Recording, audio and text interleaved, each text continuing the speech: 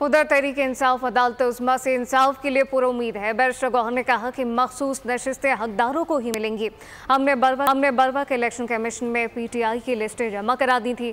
फैसल जावेद बोले, वोटर ने निशान ढूंढ कर हमें वोट दिया। मखसूस नशिस्तें तहरीक इंसाफ का हक हैं। कंवल शोजब का कहना था कि मखसूस नशिस्तें किसी दूसरे को नहीं बांटी जा सकती। उम्मीद है कि जजेस आइन की हिफाजत करेंगे।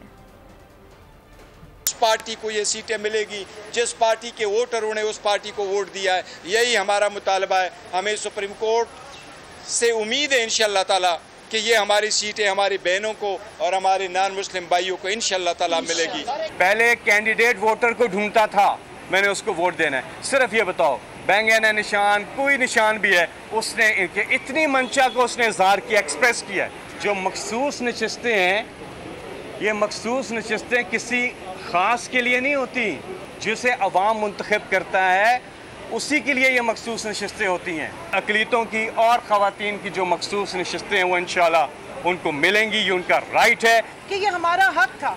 आप इसको रेवड़ियों और खैरात के तौर पर अपनी मनपसंद पार्टियों में नहीं बांट सकते थे। आज मैं कहती हूँ सुप्रीम कोर्ट को कि आप इस अवाम के लिए खड़े हों, तो फिर अब आप उनके जो रिजर्व सीट्स का राइट है उससे उनको डिप्राइव मत करें।